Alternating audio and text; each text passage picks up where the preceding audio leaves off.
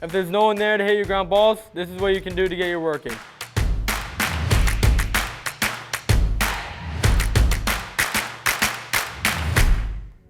I'm going to take you guys through my rebound routine. This is what I do year round to keep up my glove work. Obviously you can tell there's a limited amount of space here, but you don't need much room. So it only takes you 15 to 20 minutes to get this drill done.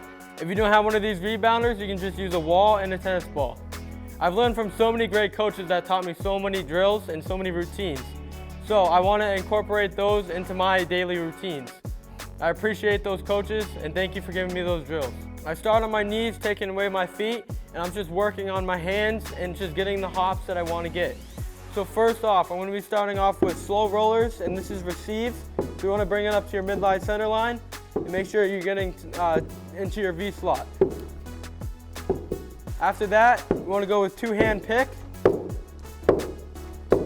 And then after like 5 or so reps, you want to go to presses. After you're done with the neutral position, you want to go into your forehand position. So we're just going to do the same routine with the slow rollers, receive. And after like 5 or so reps, you're going to picks. And then presses. Now that I got my neutral position and forehand position, now we're going on to backhand. So we're going to start off with slow rollers, receive, backhand. And we're just trying to make sure that you're getting up to your midline center line still and getting into your V slot. After 5 or so reps, yeah, I just made that error, it's all right. You want to get into your picks now. And once you're feeling good, now you go into presses. This is the hardest one, especially with bare hand. Next, the pancake glove. So we're gonna do slow rollers. We'll do five or so reps, bring it up to your midline center line. After 5 reps, we're gonna go on to picks. Making sure you're nice and smooth, consistent with your hops. Now presses.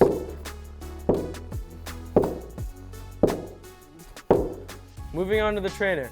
Obviously you can tell that this glove is a lot smaller than this glove. It makes it a lot harder to get the ground balls and staying down to the ground. You have to make sure that your glove is totally on the ground. It can't be up at all. With this glove, there's a lot more room for error than this glove.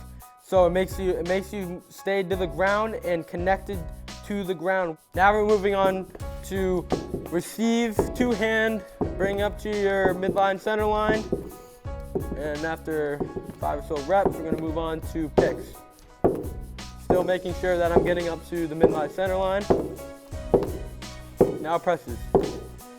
You really wanna make sure that you're really pressing and getting out there and getting the right hop. Okay, so now we're moving on to forehand, and we're doing the same thing with receive, bringing up to your midline center line. Okay, now picks.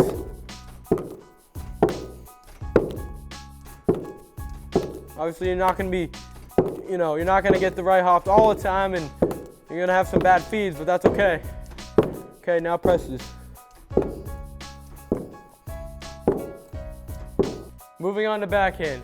So with, even forehand and backhand, you want to make sure you have good flexion in the wrist like that, because if you don't, your glove's going to be like that. And the ball's just going to bounce off and go, wherever it's going to go. Tracking it down. Now picks.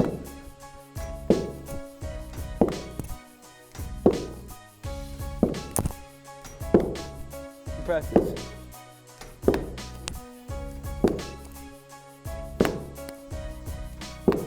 Now I'm on my feet. You want to make sure that your feet are a little more than shoulder width, and you want to make sure that your butt's out, hips back, and you want to make sure that you have a flat back, like this. You want to make sure that you bring it up to your midline center line. I'm doing this with the pancake glove.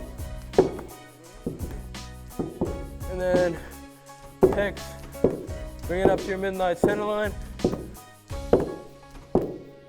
So now we're going to move on to the trainer. You want to make sure that your back's flat, butt out. And now we're doing slow rollers. Now picks. Bring it up to midline center line, being nice and quick. Nice smooth with your hands. Making sure you're getting that right hop. Now we're moving on to forehand.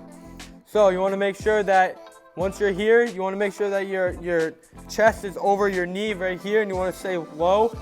And same thing, you want to have your back flat, butt out, and you want to make sure that once you're receiving, you want to come back with it, like this. Back with it, and nice and fluid with the flexion in your wrist.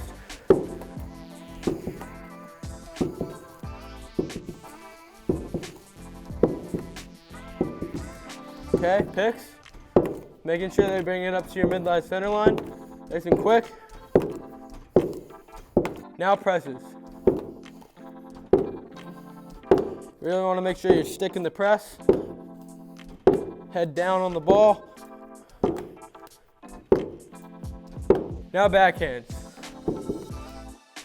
So you want to make sure that you're coming back with it.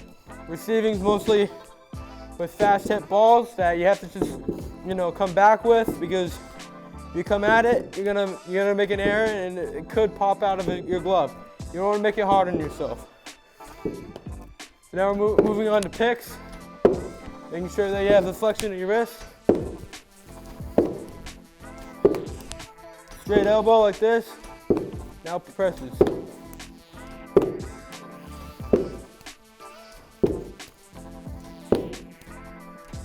All right, I'm gonna be moving back a little bit. This is where it starts getting fun.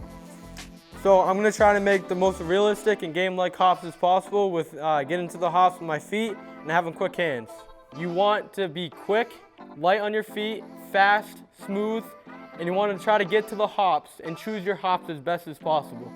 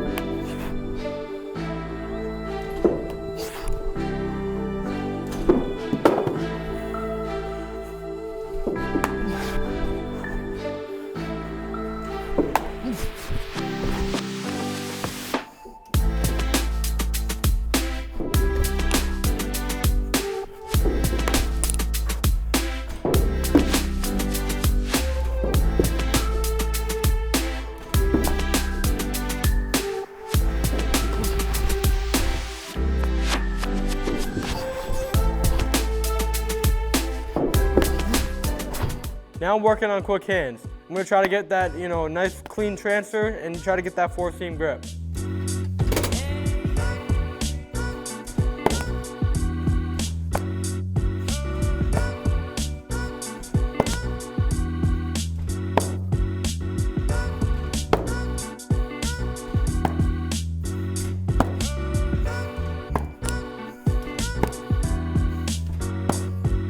Now that we moved on from the pancake glove, we're gonna go with the small glove. You can do this with any glove, but I'm just gonna do it with the trainer today. You wanna be quick with your hands and light on your feet, so try to get that nice smooth rhythm. Four-seam grip, try to get into your V-slop. I move light on my feet because, it helps me keep in a rhythm, and if the ball goes off in another direction or another way, I can quickly manage and get to where the ball is.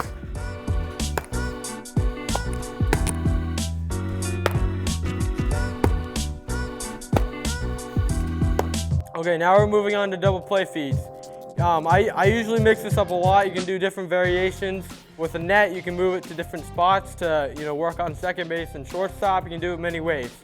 So now we're gonna start working on different variations and different footwork, getting to the bag and getting that nice transfer.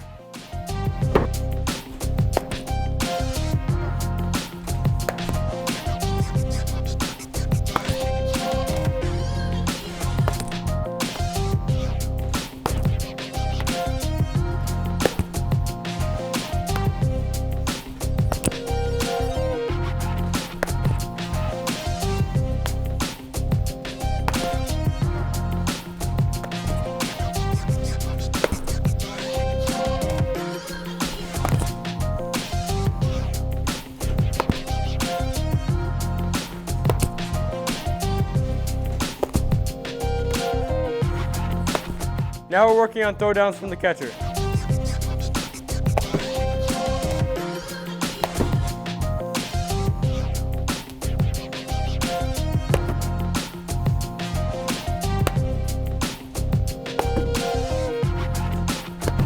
Thanks guys for watching. This is my rebound routine. You can get this drill done anytime and anywhere.